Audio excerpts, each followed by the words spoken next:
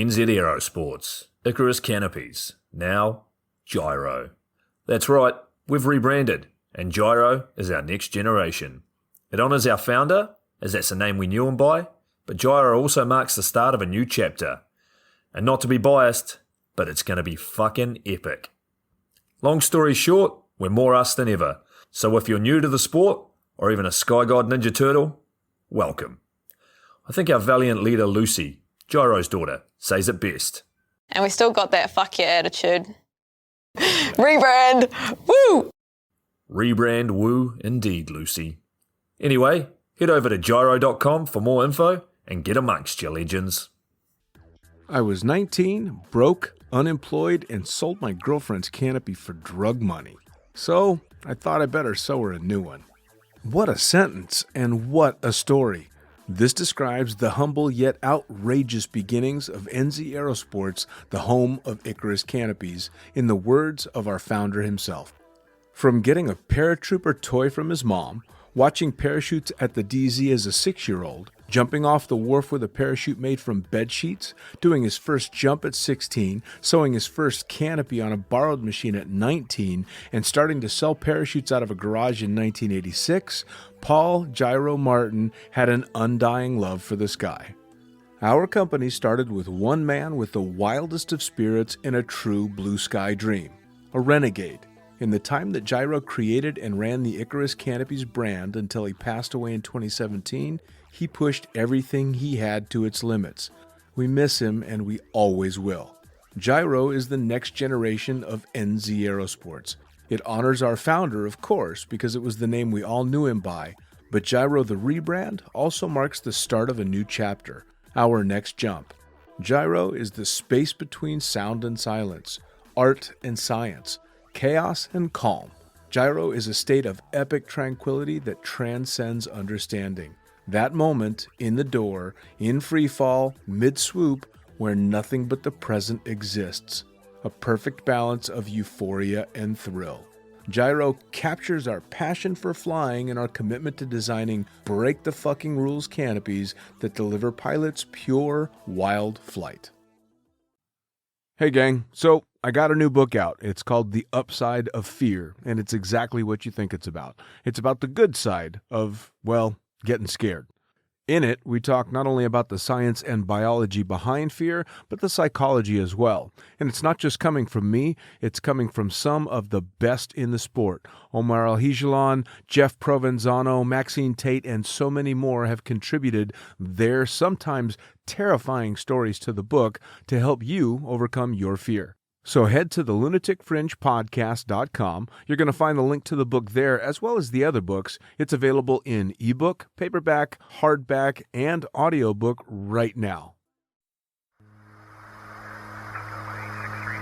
Coming straight from the cockpit, it's another episode of Lunatic Fringe with the fucking pilot.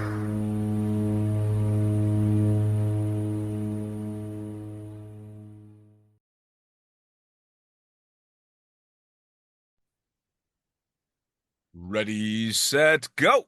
Back in the can for another edition of the Lunatic Fringe podcast with a friendly face we haven't caught up with in a few years now, man. Tell me, who the fuck are you and what do you do?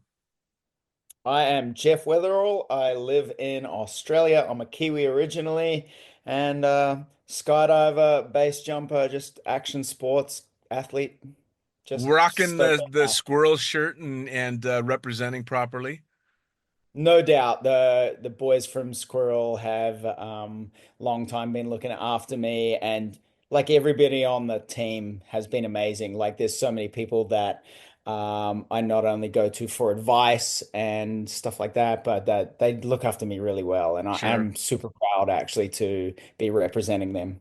It's it's funny. I seem to be doing the Aussie base jumping rounds today or this week because like I told you pre-podcast, today as a matter of fact while we're recording I'll hit the release button for Scott, who's another avid base jumper from down under. So I'm kind of making the rounds on your continent now. Yeah, awesome. I'm looking forward to listening to Scotty's one for sure. This will be the first time he's on your podcast, yeah? Yes, yes, absolutely. As a matter of fact, I think he said he doesn't really do a whole lot of podcasts, so hopefully I didn't put a bad taste in his mouth and he enjoyed it.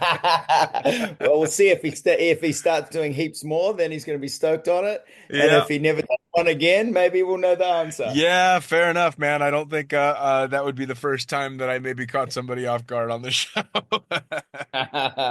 Well, do your best with me. Yeah, man. Well, so speaking of, for anybody that hasn't heard the first round, we talked. I think we figured out almost 2.5 years ago the first time around.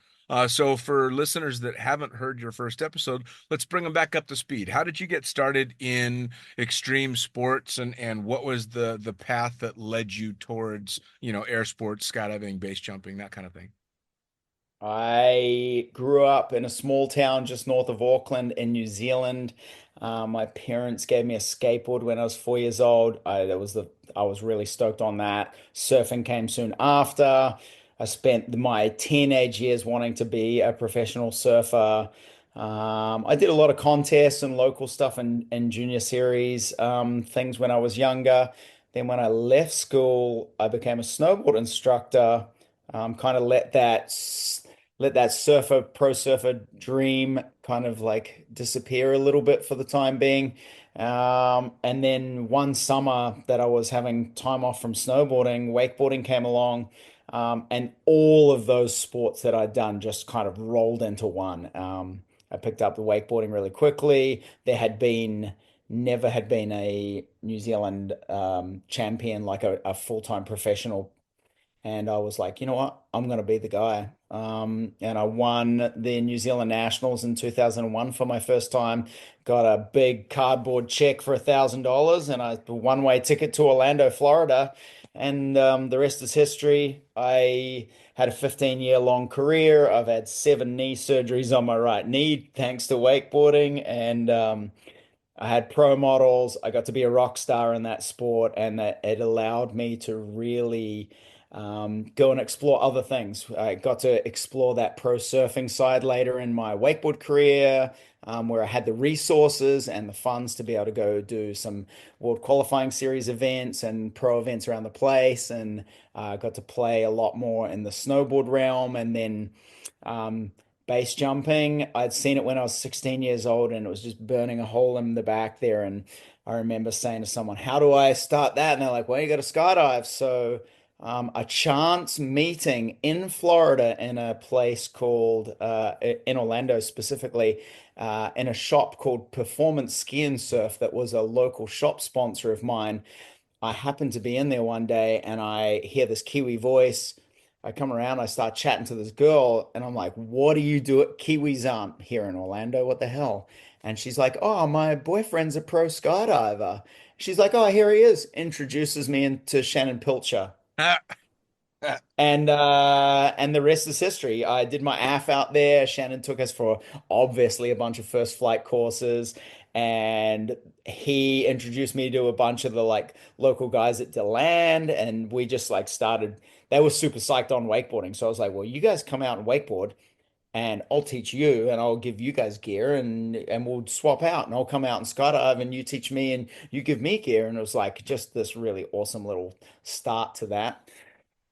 I mean, And then here we stepping are. into your skydiving career was Shannon Pilcher, for fuck's sake. I mean, that's one of the names that for me, it was the top of the pyramid as I got started in skydiving was Shannon and his crew. and I had no idea. I just met this like super nice guy. Was just like he was like, yeah, just come out and skydive with us, like nonchalantly, of course, and then things rolled from there. But I did my AF in 2005, and I don't think I didn't retire from wakeboarding until 2013. So it wasn't till that time that I was really starting to think, okay, what are my options as an athlete? What skill sets do I have? And I was like, you know what, being a skydive instructor would be pretty cool, and it would give me an opportunity to really spend a lot of time practicing for base. And to me, skydiving, the way I look at it, is it's the gym for the real thing. So everything I Sure. try and do nowadays is training based towards base jumping, towards being proficient in in a mountain scenario where I am on my own or with only with friends that know what they're doing, and we're there to have a good time, but also, we know that it can be dangerous, and I want to be out there with the right skill set so that I can Sure. come home to my family. Now I'm curious, shifting back to your earlier sports, obviously you started out with surfing and then went into the wakeboarding. With the community of skydiving and base jumping, it's very, very tight knit, and you mentioned that, your introduction into skydiving was Shannon Pilcher, and right kind of taken right into the fold, and you got to trade sports and all that. But are the communities in stuff like wakeboarding and surfing similar? Because the old movie version of the surf world is very territorial, very fuck you, get off my break kind of thing. Um, is it really like that? Is wakeboarding similar, or is it a more bonded community like skydiving? I think wakeboarding and snowboarding were much more people were much more welcoming into it because you're not fighting over a finite resource. Surfing, you go to a break, you only got a certain amount of waves. If there's a big crowd, people are going to be vying for the certain amount of waves. So there is always that, and for sure, even specifically in the surf scene, uh, it can be quite clicky, and surfing's massive, right? Like Sure. compared to any of these other sports that we're talking about, surfing is, I mean, here in Australia, surfing is like the national sport, right? Yeah. Everybody surfs in Australia. Um, but in saying that, when you come through and you get introduced to people, like, so we used to go out to Hawaii each year during the November, December, January kind of time. They had like the Triple Crown of Surf, a bunch of contests out there. And we would get to go out there with some of my sponsors, Alpine Stars, because they, sponsored a bunch of surfers. And I was lucky enough to be on the North Shore and be with guys like Markua Rothman and Sonny Garcia and stuff. So when you roll somewhere with guys that are that deep in already, like you kind of get a shoe in, right? It's like, oh, well, here's Jeff, and he's a, two-time world champion pro wakeboarder. And you're like, and you're with Sonny Garcia, and everybody goes, he's with that guy, he's all good, right? So, Awesome. I felt lucky to slide in on the coattails. Sure, sure. Yeah, well, and I know that the snowboarding community is generally a very welcoming community. I had the Mm. good luck to do voiceover work for a Nitro Snowboards documentary not that long ago, and it Yeah. was all about very much the community vibe of the sport, and how snowboarders tend to be very like-minded, a bit more like skydivers. You see, granted, people don't wear them quite as much these days, but you'd see somebody wearing a closing pin necklace from across a fucking Yeah. room, and that was your new brother or sister. You're like, you're a Yeah. skydiver. We're bonded already. I don't even need to fucking Yeah. know you. And Yeah. I always assumed snowboarding was a bit more like that. I agree too. I get I Snow Nitro, as you speak of, Nitro in New Zealand were a sponsor of mine when I was 17, 18 years old for a little while I was doing the snowboard instructor thing, which was pretty cool. You're right. You're sitting on a chairlift that nobody's vying for the resource, right? Like everybody's there to have a good time. So it's much easier to bro down. Same like I always talk about the difference between like trying to surf pipeline, which is, like the world stage for so many guys, and they're there trying to make their name. And right, like if I paddle out there and I'm taking waves off guys that are like true pros, and there's only so many waves that come in through a winter, like they get pissy about that. But if we're standing on the edge of a cliff, like nobody's hustling for the spot at the edge of it. Like even Brento these days, right? It's busy, but nobody's like, oh, fuck, there's plenty of time for everyone to do the thing. Sure, sure. I Yeah. mean, I sit back and I see sports, especially like big wave surfing or any surfing really, that's done well, and it's such a beautiful thing to watch. But the closest that I've ever been to competition level surfing was doing a drift dive under a cloud break in Fiji and watching the fins go over my head. I mean, that that's literally as close as I'll ever get to it. But snowboarding a bit more so. But the funny thing is the parallel between the sports that you have, even though they don't appear to be, and I brought this up when I had the guys from Squirrel on the show. You do a lot of wingsuiting, and back in the day, wingsuiting was what snowboarding was to me as a kid because I Yeah. was always on skis. I was always on sticks, and fucking Yeah. snowboarders coming along, mowing down our goddamn moguls and get off our mountain type shit. And that was what's the wingsuiting was at first because wingsuiters were fucking up loads and flying through clouds and going all over the place. And so it's funny the parallels that lead, right? I almost think that like almost every sport has to have an arch nemesis, like skateboarding and BMX or surfing and boogie boarding or snowboarding or skiing or like free flying and wingsuiters. But then you've got the belly jumpers over here, So it's It's like the belly jumpers are like all the crew guys, they're like the rollerbladers of the skate park. Yeah, man. It's just funny. And they all seem Uh, to have those similarities as well. So yeah. you get into jumping, you get introduced in the perfect way. You decide that you're going to take your work into skydiving, all leading up towards base jumping. Were you with your wife at the time as this was all happening, or did you guys meet while it was happening? No, my wife Kayla and I actually met when I was 24 years old. I was in San Diego. We used to have a big action sports and retail show, literally called ASR. It was the show that basically everybody came together in action sports, snowboarding, skateboarding, surfing, all of the vendors, all of the athletes, all of the different products come into one, and basically they're showing their products for the year after. So lots of shops and people are coming in to check out, okay, what's the new product for the year? But then also the athletes would come along and they're there signing autographs and hanging out, shaking hands, kissing babies, all that kind of stuff, and having a good time. But man, they actually shut that show down because it was shutting San Diego down for a while. Uh, But my wife and I met.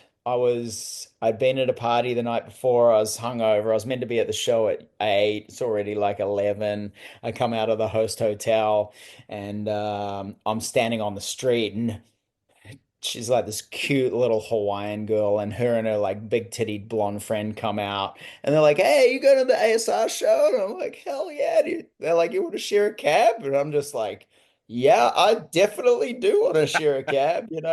Um, and we get in the cab and share a cab down there, and I'm like, "These girls are super cool." And she's like, "Oh, I'm with Fox Racing." And I know a whole bunch of guys at Alpine Stars, which was my major sponsor there. And I was super lucky that year. And I knew it. We walked into the show and we were walking over to the Alpine Stars booth. And earlier that year, I'd been in Tahiti doing a photo shoot, and they had like one side of this massive booth, like a 10-foot high by 40-foot wide like wall with a like picture of me wakeboarding in Tahiti. And so like she's like, I'll walk up to Alpine Stars with you guys and say hi. I know some of the guys. And then next minute it's like, wait, is that you on the side of the booth? And I was just like, yes. Like, that is such a but rock she, star move.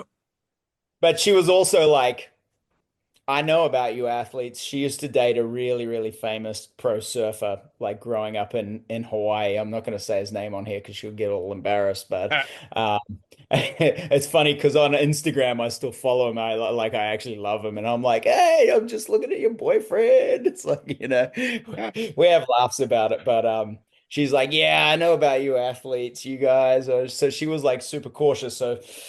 And look, it wouldn't have worked when we first met. I was 24 years old. She was a bit younger, and I was like in this portion of my career where like I wouldn't have been able to be a faithful or useful boyfriend. Sure. Um, That's a very but good the way to put it.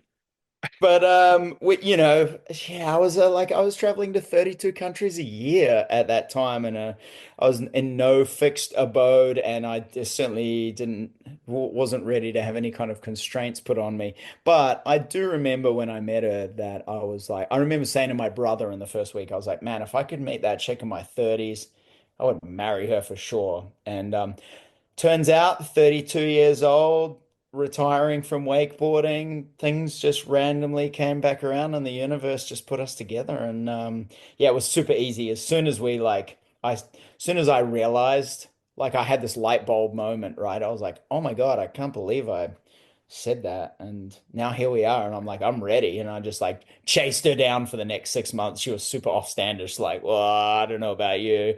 But here we are. We're married. We have a little 2.5-year-old boy, Jax, and a dog now. And we're loving life. Yeah, that's the biggest change, right? Is the last time we spoke, she was pregnant, so you weren't yet a dad. You were the it was all cooking at the time. Yeah, that's right. That's right. And man, it's been a wild 2.5 years since we last spoke. I bet. I haven't really left the country. I've been just busy here at home, and I've been super busy with work and really good stuff here as well. But the first year just felt like trying to survive and get enough sleep, you know? Yo, yeah, no, I absolutely get it. Now, so you guys meet when you're young, you get back together in your 30s, you start this crazy journey in skydiving and then of course base jumping. How does she take to that? Because it takes a special partner, because I believe you said she doesn't jump, if that's correct. Correct, So correct. that She, when we did get together, um, I was like right on the back end of my wakeboard career. I was already skydiving and base jumping. When we met, I probably had like close to 300 skydives and like 500 base jumps. okay, so you were already in it. I was like deep. I was deep in, like I was, if I take the story back a little bit, I started jumping with Shannon, but I was still super busy with my wakeboard career that, I was doing, a very small amount of jumps. And then I got to my late 20s and I actually called Shannon and was like, hey, I'm going to be spending a bit of time back in Australia. Um, I want to finish like my B rails and like kind of get on my way to this base jumping thing, I want to take it a bit more seriously. I was like, "Do you know anyone here? Like I don't want to just walk into some DZ and just not know anyone." He's like, "Oh yeah, I know this guy Roger." He just gives me his name and then he's like, "Yeah, go see Roger." I was like, "Okay." So I meet Roger. Turns out it's Roger Mulkey that runs the infamous Funny Farms. Roger's like, "Oh, bro, you're a wakeboarder. You come join us." Go out to Funny Farm with like 50 skydives. I meet Dukes. I like everything just started rolling there, and that kind of like Dukes put me in touch with Jimmy Poucher. Jimmy took me for my very first jumps. Then Dukes came and started mentoring me after that. And like the rest is history. And then when Kayla and I got together, so I was already like, hey, I think I'm going to be a skydive instructor. I'm already pretty deep in the base jumping, and realized that I've seen a lot of people die already at this point in time, and I'm starting to try to figure out what's the correlation between guys that are surviving and guys that aren't. And what I was seeing is that like the guys that are like true ninjas are like really, really fucking good skydivers. Yeah, So I was like, all right. And I already knew from wakeboarding that the best way to get good at something is to immerse yourself in it completely. I did it with wakeboarding. I cleared everything off, focused on the one thing, and that's what led me to become a world champion. So to be able to be good at base jumping, not because I want to be sponsored or anything like that, but just to because I want to live. sure. Because to me, like the true definition of success for base jumping is that like I get to grow old and tell some hellishly awesome stories Yeah, about this time I was in Norway or this time I was here with these amazing people and like I know not all of them are going to be there. It's already sure. the case. But m my definition of success in base jumping is that I can be an old guy and freaking, they'll be like, fuck granddad in his fucking base jump stories, Like I think that's rad, like Mo Absolutely. Valletta, right? Uh, Like, I was just man, about to mention him. dude, hero status. That guy, like, I'm like, he's my hero. Yeah, That man. freaking I'll tell you amazing. what, out of all the people that I've been lucky enough to have on this show, he is definitely top three. And he Yeah. and I had plans because we had so much fun on the episode that I did with him, and his stories were so fucking outrageous and true, that we had set it up that he was gonna do story time with Mo. So Oh, he would record like a yeah, 20-minute story, and it was going to be at the end of every episode was going to be another story from Mo. And then yeah, of course he passes away, and my first thought, like I think a lot of people thought, was, well, did he have an accident jumping? and yeah. and the answer was no. He stopped taking the medicine that was fucking with his ability to jump, because he's like, fuck you, if I can't base jump, I don't need that. Yeah, what's it for? So So what's the if that point? medicine's Yeah. going to keep me from doing what I want to do, fuck that medicine. I'm going to go out my way. And God damn it, I mean, what do you say? Hats off to him. You cannot ask for any more. He No. lived his life on his terms, did his thing, came away with all the stories, and then just, bowed out like, "Psh, see you Oh yeah, later, send man. you I mean, fucking off." his story of living in a VW Beetle with a girl, but his sewing machines had a house, was the greatest fucking story I'd ever heard. Priorities. Yeah, man. Well, so I mean, you kind of just walked into the best possible situation in both aspects of the sport, both in skydiving and in base jumping.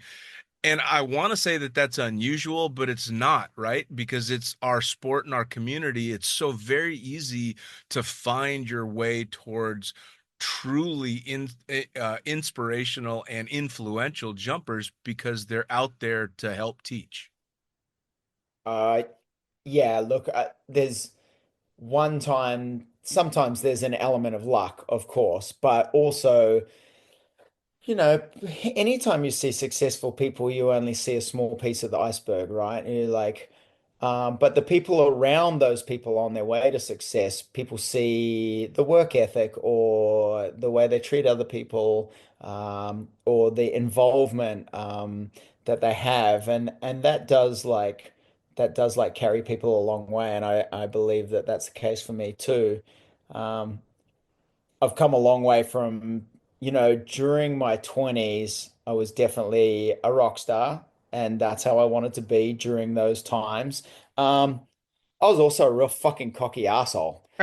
And really, and I know that now, and I'm much more interested in nowadays. I don't care about people's accolades, whether you are the janitor at the drop zone or whether you're like the guy with 10 gold medals. If you don't treat people nice, or with respect, regardless of who they are, then like you're kind of a piece of shit to me. Like, so to me, the real winner is the person that has friends around them that love them and is just like stoked on life. And if you can help other people along the way, then that's what I'm all about these days. It's kind of funny because I think the people that have that perspective and see that view the best are people that maybe were on the wrong side of that equation at some point in their life. Because I've Yeah. definitely had my days of being a raging prick, Yep. which makes it Yep. so much easier to spot that raging prick because you see yourself in that. And you almost get ashamed to see it happening because you're like, oh man, I remember when that was me, and I understand the motivation there, and that Mm. guy's so going to regret, well, a guy or girl is so going to regret how they are now someday in the future. So it's almost sad in both ways because you're bummed for the person that's having to take flack from somebody, but you're bummed for the person that's handing it out because you know that they're probably pretty miserable. Yeah, yeah, I think you're totally correct. But also on the other hand, like you say, when you see something in someone else, nowadays when I see a person that is like, younger Jeff, and I see the drive and motivation, I find it very easy to be able to like take that person aside and like help cultivate them towards their dreams. Easy because I'm like, oh, this person, they got Right. some work ethic and some drive like that. You can't buy that, right? No. Like some people just have the thing and just like you just see it and you're like, that's that thing, that bit of magic that you can't put your hand on. Absolutely. Well, from my old rave days. Highs know each other. Similar highs, Yeah. similar Yeah. highs know each other. You end up Yeah, that's congregating in your group. yeah. Yeah, So, that's totally right. hey, I know you've been up to a lot of shit over the last couple of years since we talked last, and I have a way of sidetracking conversation. So I'm going to shut up, and I want you to tell me what you've been up to. Yeah, I've like I said, I've been super lucky. Base jumping's been a little bit on the back burner, mostly because I'm just trying to get Jax to sleep through the night and get enough sleep to be able to operate through the day, like safely at a Right. drop zone. But it's it's been great here. I've got a host of young guys that are coming through, been working their way into base jumping from skydiving, and I've had the chance to be able to mentor them and help them on their journey, whether it's like coming into tracking suits and then into wingsuits, or coming from small suits into bigger suits, or coming from skydiving into base jumping and stuff like that. I've done a lot of work over the last probably like 5 or so years. There's been lots of Aussies come through, Mm. and you know, of course, we're going to send them to learn a base jump. We're going to send them to Sam and Dukes and on that way. So or I almost end up doing a bit of like a pre-prep course here, skydiving into base jumping, or just prepping them so that when they land on the ground in Europe, they already understand how to pack their gear. They have already flown uh, canopy. They understand how to figure out deep brake setting and how to fly a canopy, not like a skydive canopy, but how to sink a canopy into tight landing zones, and the ability to fly a large canopy well in a tight area, stuff like that. I love that. Like, I mean, that like you can be the raddest wingsuiter in the world, but if you freaking fly yourself in a tree, like, like that's dumb shit. Like you're under a 200 plus square foot canopy, right? Like everybody thinks, oh, that must be pretty easy, but we fly it differently than we fly skydive canopies. We're not swooping, generally speaking, but it doesn't mean that we wouldn't be using our front risers or our rears or toggles, depending on what situation it is. So Sure. just trying to prepare guys the most and trying to, like I said earlier, everything that I do in skydiving is based upon training for base jumping. So if I can make subtle movements that are exactly the same, right down to even packing and rigging movements. I'm sure lots of skydivers when they pack their toggles, they put, doesn't matter whether the excess goes to the inside or the outside. But this is just for an example. But in base jumping, you never want to have the excess on the outside, because if you grab a handful of spare line and your toggle at the same time, you're either maybe going to toggle lock yourself, or you're going to have a handful of both and not be able to release one or the other, in a time when seconds count. So just simple things like that. Or obviously, like I love wingsuiting so much, like whether it's performance or acro, I've been having a really good time. Some of the other tandem masters that I jump with, been super cool about letting me, fly head down around them. So, Uh, like getting to do some fun stuff here and there. And I've been really lucky. I've been working with a guy named Jason Dudunsky. He's an Aussie Kiwi that lives here now too. He just came second at the World Performance Champs. awesome. We've been working on some projects together. Um, just trying to get things that nothing that I can talk about too much at this point, but there's been lots of work on the back end, and of course, we're trying to deal with getting past litigation and liability and stuff, or at least proving that we are the guys that can do the thing that we want to do, Sure. and this is the back end of any project, whether it's a Red Bull guy or otherwise, right? Sure.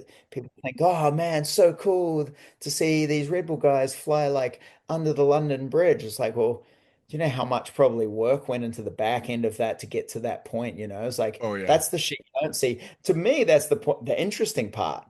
Like, cool that you did the stunt, but it's like you didn't just do the stunt. Like there was like Right. how much work and how many phone calls and how went from the idea from the time the thing was just a campfire concept where you're sitting around with a beer going, oh man, imagine how cool this would be, to like actually executing it. Because like everybody can have a dream or a goal, but like if you don't go do something about it, well then, I hear people, I thought about that once years ago. Right. Well, if I can't really claim it because you didn't do shit about it, right? Right. Yeah. So Yeah. um, yeah, we've been busy on lots of things. We had when unfortunately, obviously, we lost Chris Burns in the last couple of years. Yeah. Yeah. But just before he passed away, Roberta came out down to Australia, and we did a whole bunch of filming specifically for IMAX for a movie called Wingsuit Flyers: The Science of Flight. Now, this is not wingsuit porn video with just like the hardcore proximity. This was made specifically to go in a place like the Smithsonian, where people that know nothing about skydiving or base jumping or any of that stuff can get like a basic understanding of like how flying a wingsuit off a cliff works. Mm. So there was three portions to this movie. Roberta did a portion with Mike Swanson and John DeVore in Switzerland, jumping off the mushroom, and then they did a portion in Moab as well, and then they came down here and did a portion with Bernsey and myself and Roberta flying over the Great Barrier Reef and landing on Whitehaven Beach, which was like something that had never been kind of done before. Mm. But it talks, a little bit about the science, but in layman's terms, right? So we did that filming, and then that just maybe 2 weeks ago got released for the first time here in Australia. They had the Byron Bay Film Festival. So we were lucky enough to actually see the first version of it, which Nice. was really cool. So that came out. During the year earlier, we had the Pacific Air Show. You guys have that, or the Americans have that in California, and then they've had it now for the second time here on the Gold Coast in Australia. Uh, I was really lucky. I've been, like, as we've spoken earlier, I've been lucky to be so involved in action sports. And that has brought me in touch with a lot of guys, especially with Nitro Circus Mm. and the moto industry. Really good friends with Harry Bink and Jacko Strong and a lot of the crew in there, and Robbie Madison as well. And I got lucky enough a few years back to teach Jacko Strong to base jump, and we've been pretty involved. And he's also got involved a lot with flying acroplanes and stuff. He actually became an ambassador for the Pacific Air Show, and then the air show was being held on the Gold Coast. In conjunction with that, the tallest building on the Gold Coast was going to be the host hotel. So we pitched the idea to them like, hey, what do you guys think about us doing at the first legal base jump here in Queensland as a promoter for that show? The right people came together. People been telling people have been telling me for years, you're never going to get a legal base jump on the Gold Coast. It's not going to happen. We got all these big, beautiful buildings and a beautiful beach. Never going to happen. But man, when the right people come together, it's amazing how quickly you can move mountains. So Jacko and I were lucky enough to do a couple of jumps live for national TV here for the like Wow. today, the breakfast show. Right. Uh, and it was funny because like Jacko did the very first jump, and then the second round we both did a jump, and Jacko's saying to me, "Man, now don't take it too low. I don't want to scare everyone on the like very first jump, Like, man, we got this massive, beautiful building." But it was the first time actually in 10 years that my parents have ever been able to come out and see me base jump. Oh, So it wow. was really cool for them to be able to come along locally and see like this like big event set up and just to be able to like actually show them instead of them seeing a video and just hearing about death and destruction and oh this is crazy and dangerous for them to actually come along and like stand on the beach and watch Sure. at like 8 a.m. in the morning and stuff. It was cool to land in the landing zone and have my dad there and be able to give him a big hug and him just be like, okay, well that's what you're into. Wow. You know? Well, I I can't mean, imagine what I can't imagine what it'd be like to be him. Like I mean, he's been watching me do crazy action sports for years. So I guess on one sense, they're kind of used to it, but on the other sense, it's sure. like not every day you get to just roll up and watch the cops and the mayor of the city say, "Yeah, bros, send it." All You right. know? Well, I mean, it's only really been in recent years that especially base jumping has started to be seen in a more positive light by the non-jumping general public, right? Because before Yeah. then, it's all either guys that aren't getting killed, but they're getting arrested for jumping off of shit, and it was such a bandit mentality that you were kind of viewed as a criminal element, both because it was and because it was kind of cool to be the bandit style jumper. But now it's become uh something that you can't not see on YouTube, and these amazing stunts, led a lot by guys like the Red Bull teams doing these incredible, very visible stunts all over the place. And then Yeah. documentaries like the one you were involved with and the one that came out recently, Fly, which I'm sure you've Yes. seen. Yeah. Um, I absolutely have seen that. Yeah. and that one in particular, I was blown away, not necessarily by the jumping, the things that were going on, because of course I've been so deep in the sport with my friends that the stuff that I saw visually in that were things that I see all the time. It was the story behind it and the honesty behind that story that I was really appreciative of. And I'll admit, I finished that documentary a little sad, but I was also incredibly impressed with the filmmakers' willingness to be honest about the price that can be paid for that sport and what goes into it. And I think it's something that really puts an amazing spin to the general public that don't jump.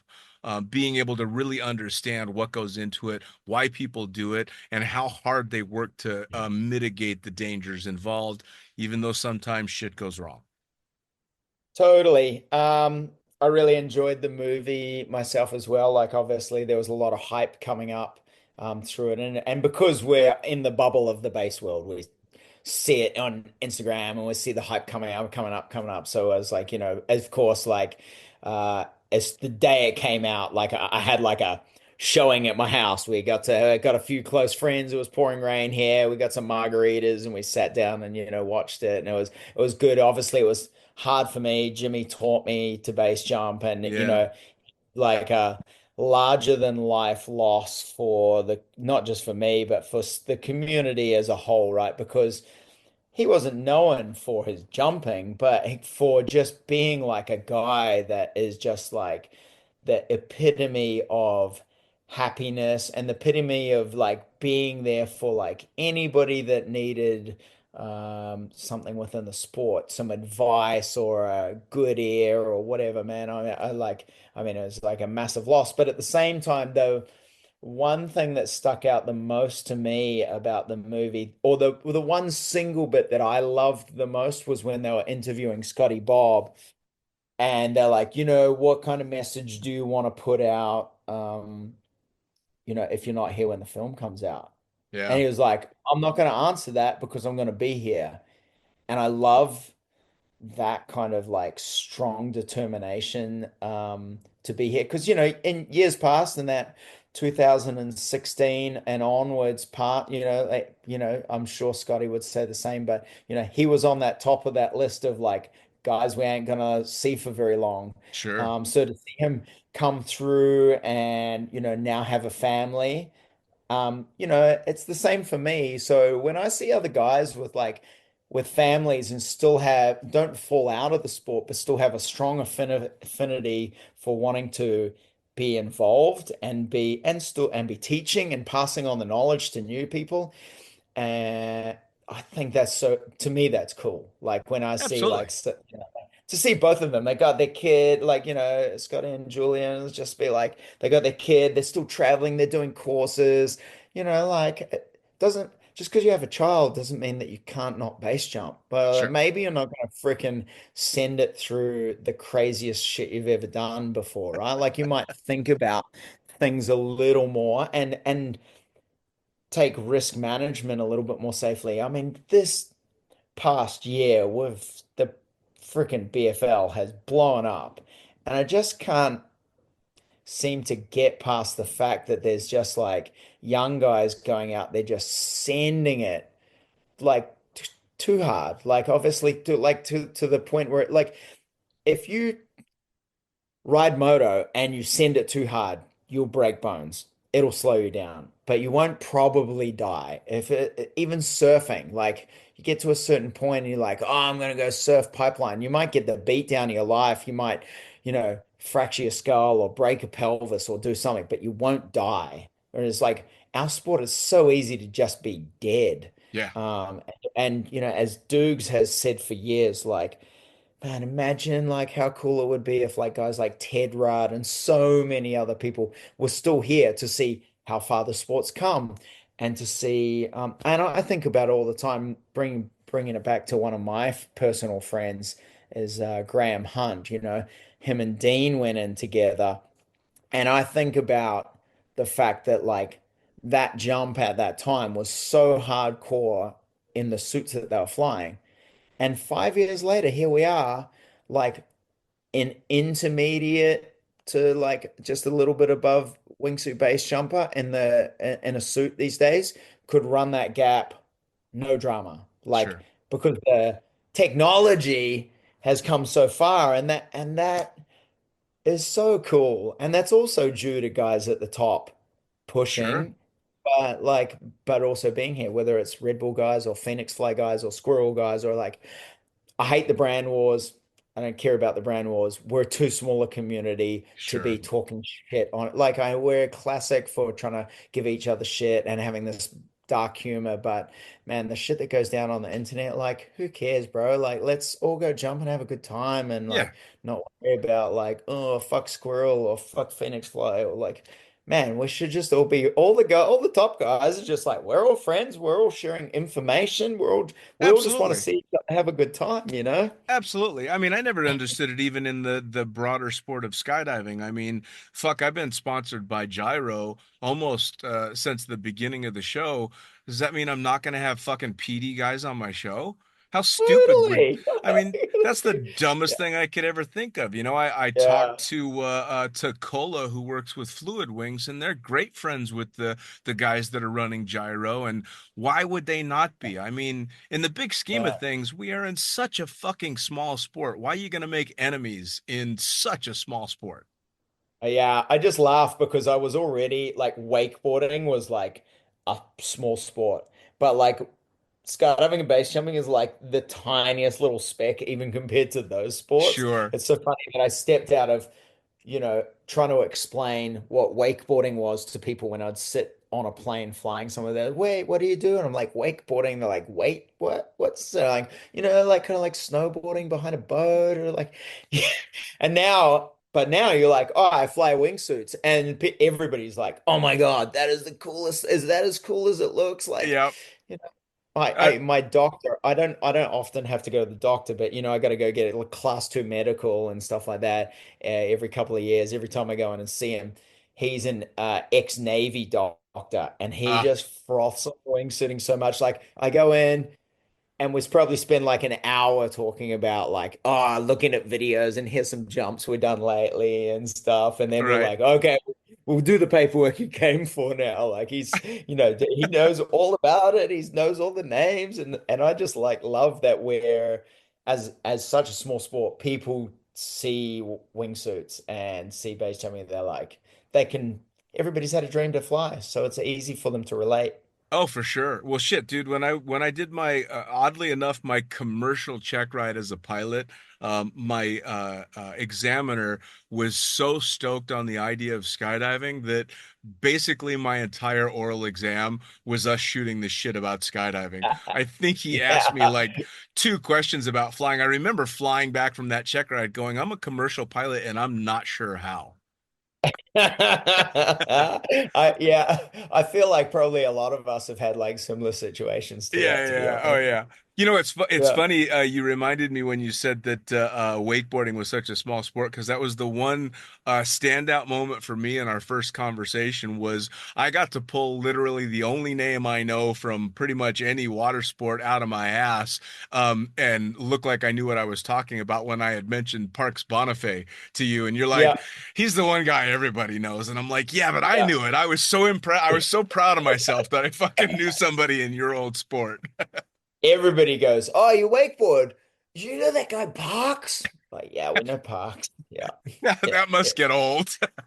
Yeah, I mean, I can't remember whether I mentioned it on the last podcast or not, but I remember saying uh, to a commentator once, Jeff Barton, good friend of mine, I said, "Oh yeah, I beat Parks at this contest," and he goes, "Yeah, look, everybody remembers the one time they beat Parks, like because like he's just at that level, right? Everybody remembers that time.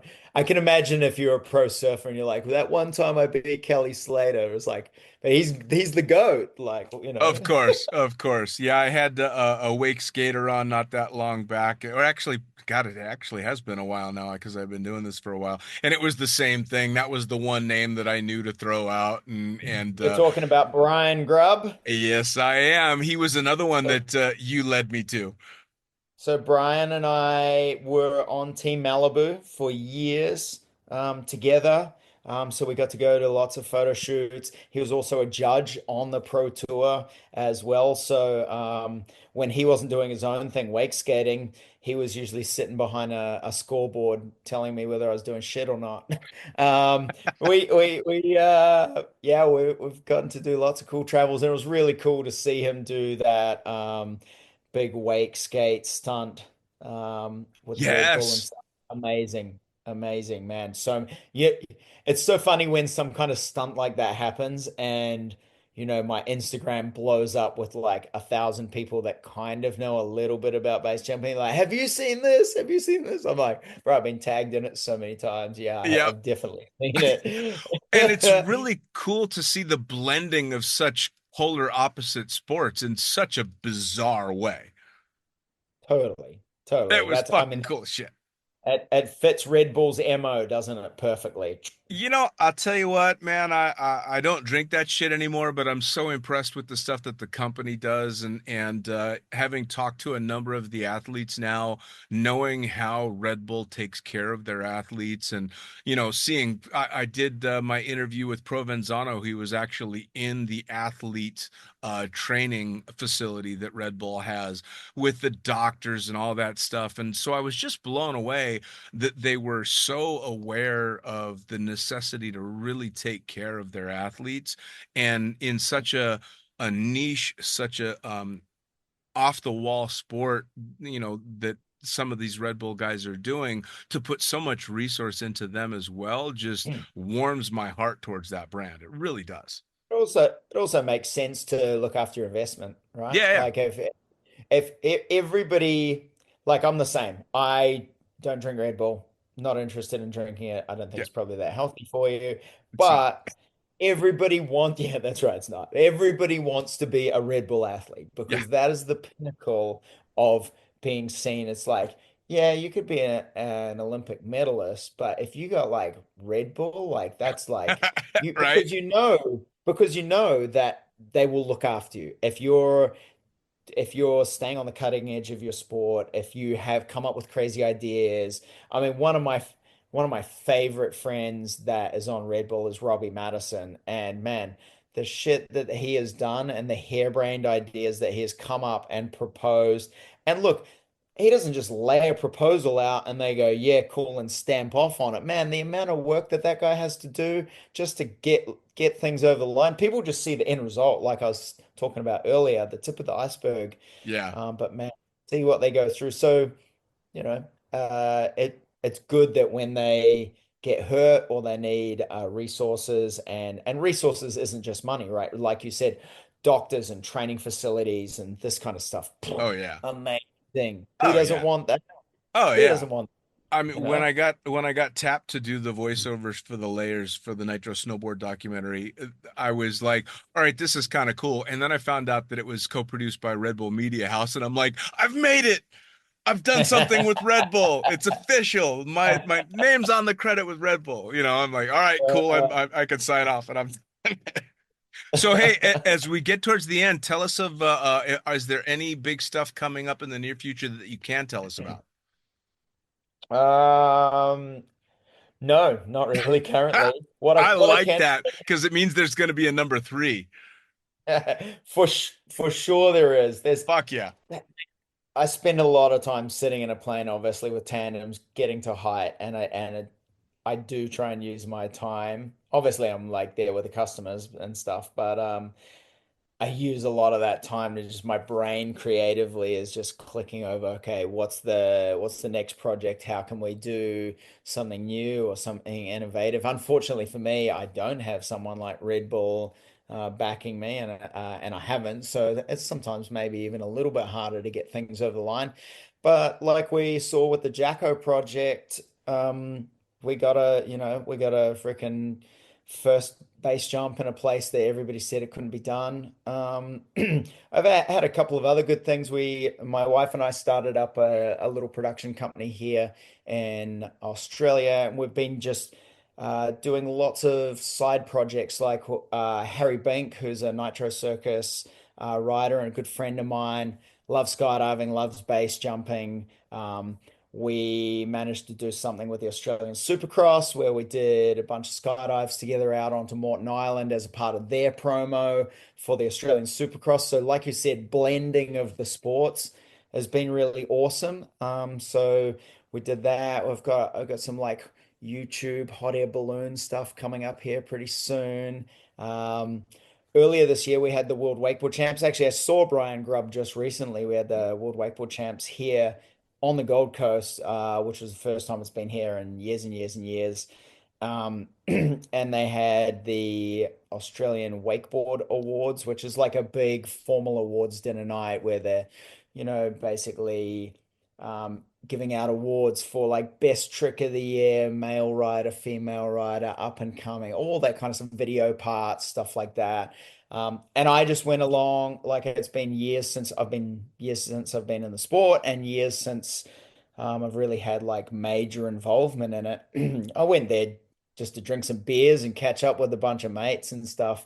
We're sitting at a table in the back there, and they start reading. A good friend of mine, Brad Smaler, was presenting the awards, and he's a Kiwi as well, and him and I we traveled around the world together, and he starts reading out like, hey, like they're reading out like, oh, there's the Legend Award, Legend, and I'm like not thinking anything, and they start reading things out, and I'm not even paying attention. I'm busy talking shit to my buddy Dean Smith next door here, drinking a beer, and then next minute my name gets announced, and man, I mean, everybody that knows me knows that like I'm never lost for words, and like I was freaking speechless. Like this awards dinner with like 300 plus wakeboarders, pros from around the world, people that have been my peers or people that I looked up to or up and coming guys. So to be rewarded or like have this accolade from the wakeboard industry was huge. It was pretty hard to get on stage and try and come up with some words actually, to be honest. But so it's been a big year. It's been a big year for me career wise. We've had lots of cool stuff going on, even though I haven't been getting overseas and base jumping. But that's going to change here pretty soon. We'll get back into the groove of Sure. Well, first going a off, little bit. congratulations on that fucking award, dude. Yeah, it Getting was what unreal. basically equates to a lifetime achievement award at such a young age, that's pretty goddamn cool. So congratulations on I that. You'll love this classic like base jumper dark humor. I said to my wife, I was like, I always thought if I was going to get one of these that it would be like posthumously, like you'd have to go up and get it. Like, she's like, God damn it. That is a fucked up base jumper thing to say, but I was like, yeah, I can't believe I'm actually getting this thing. So That's it's pretty. awesome. We're just That making jokes, of that's course. awesome. Now, I'm assuming that Europe is on the schedule for 2025 base. Yeah, absolutely. My wife's never been to Europe. I've been to Europe for a bunch of surf events and been to Europe for a bunch of wakeboard events in the past, but I might be the only wingsuit base jumper in the world that has not wingsuit base jumped in Europe currently. Wow. Um, all of my stuff has been in the US at like really like awesome places, like places I can't mention, and New Zealand and Australia actually. So yeah, I might be the only guy that hasn't done any wingsuit base jumping in Europe, but it is high on the priority to take the family over there to go out and just be a total tourist and a newbie and check out somewhere new. And the big the big thing for me, my big interest in going over there is not so much to go and like do all these hardcore jumps that I have a list of, but actually to go and spend time with other instructors. I would love to sit in on other people's courses Mm, as like a student and sit in and listen, like what are they doing, what are they teaching, how are they doing things differently to what I'm doing, what can I take away from what they're doing, stuff like that. So that's my interest. I'd love to go join Dukes and the boys on Learn to Base Jump. I'd love to go join Sam Hardy and Scotty Patterson with their wingsuit base stuff that they're doing. I'd love to go do stuff with Tim Howell. There's so many amazing guys doing really cool courses and stuff. And I want to be just a fly on the wall. Speaking of that, we just recently had an event at the Far North Free Fall Drop Zone here in North Queensland.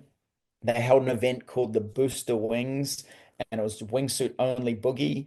We had absolutely amazing weather for the entire time, and we had like Scotty Patterson, Michael Smart, Woody, and we had Ben Dicko, we had Paul Tahi, John McGregor, Ozzy Bryant, like a whole host of really, really epic coaches. And I wasn't on the coach roster. I actually went along just as a student. We had Tomic as well come out. The guys from the indoor wingsuit tunnel flew him out just for the event. So it was super amazing to just be able to go in all these different guys' groups and watch and learn from them and just really be a student instead of being the coach for once, which were like I found it mega beneficial sure. to watch different guys' coaching styles. Culminated at the end of the week with a bunch of like 16 and 17 way formations, which like that just doesn't happen in Australia. We just don't have the normally have that capacity of people and numbers in one Sure. place. Mega successful event, a couple of cutaways, no injuries, everything, everybody had an epic time, and I'm pretty sure like next year when that freaking registration go out, it's going to sell out like immediately. So that'll definitely be one to look at if you're into wingsuiting in the Southern Hemisphere. That's guaranteed the event to be at. Awesome. Awesome. That actually segues perfectly into you telling everybody how they can find you on social media, how they can find out what events you're going to be doing, where you're jumping regularly, how they can just come out and have a fucking beer or talk about going out and learning how to base jump. Man, Instagram is the best way for me. Man, there's so many different social media platforms these days. Yeah, I'm on Facebook. I have a private Facebook just for my friends and close family. I have an athlete page. I don't do too much on that. Man, to be perfectly honest, I'm so busy doing real activities, doing real stuff. I don't have enough time to put it all online. Like the what you even see online is probably a small snippet of what's actually going on between trying to raise a family and trying to do all the stuff that I'm doing here. But Instagram, man, I'm super easily contactable on that. I have people often DM me with questions and stuff. I know we talked about this on the previous podcast. I really try and make myself to be open for people that are coming through so I can help and push people in the right direction.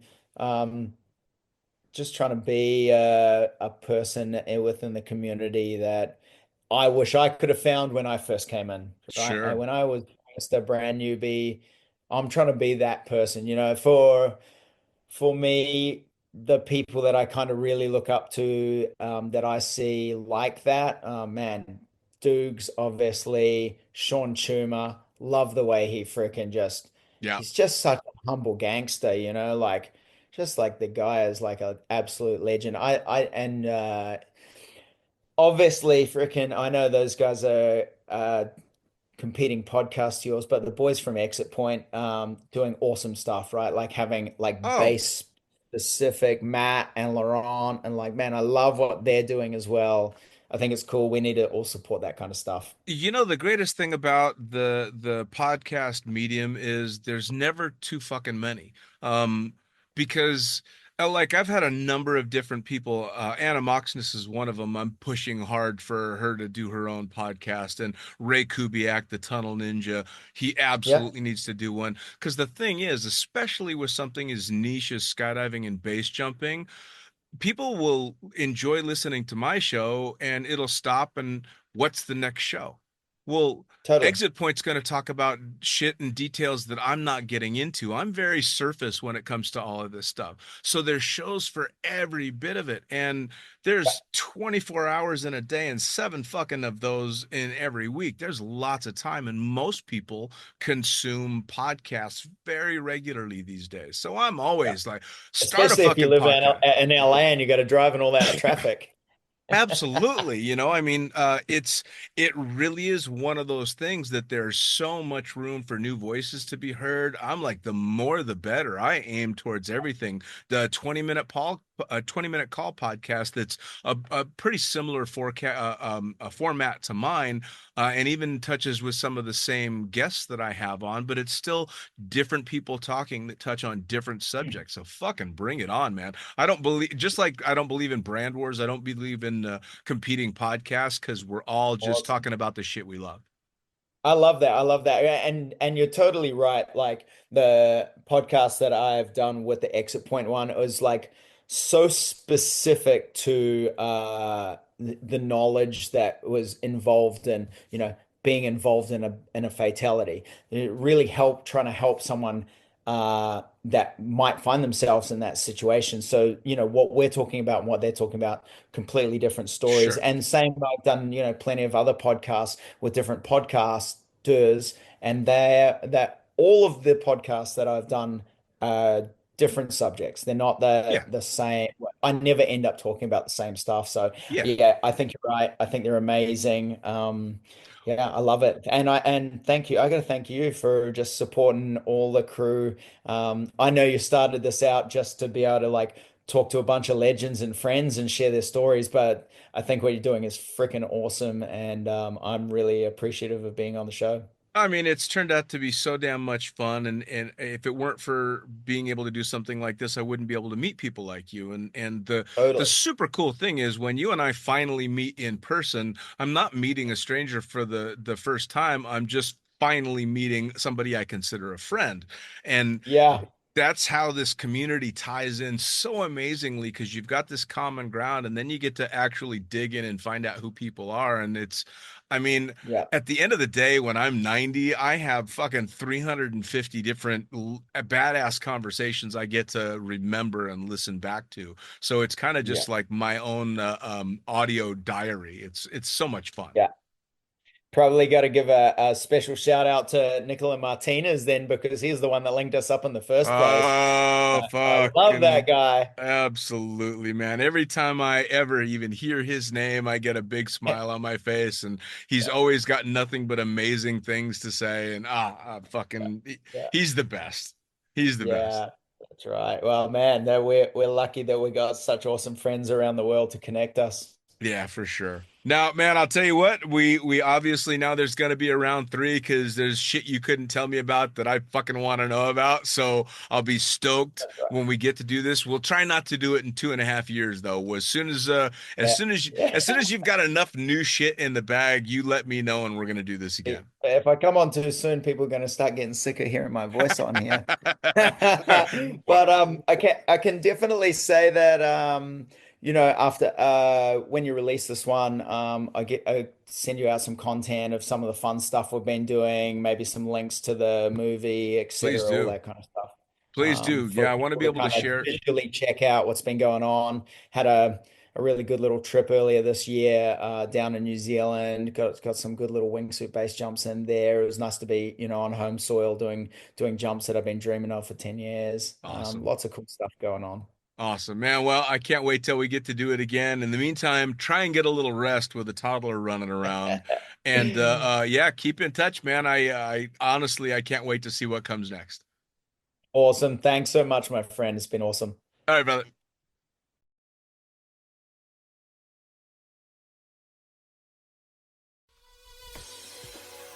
Well, there you have it. Another episode of the Lunatic Fringe podcast brought to you as always by, well, wait, not as always, actually. Brought to you now by Gyro. Formerly known as NZ Aerosports, you'll head to gyro.com for their next level line of canopies. By Pussfoot, the Extreme Sports Collective. Head over to pussfoot.com to check it out. By Summit Parachute Systems, check out summitparachutesystems.com to talk to Jarrett Martin and the gang about kick-ass pilot rigs, rigging courses, and more. By Flyaway Indoor Skydiving, go to flyawaytn.com and check out all the cutting-edge stuff to come. By Pure Spectrum CBD, head to purespectrumcbd.com to check out their wide range of CBD products.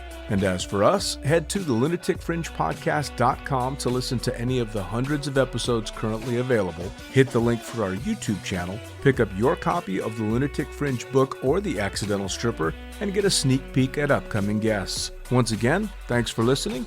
We'll see you next time.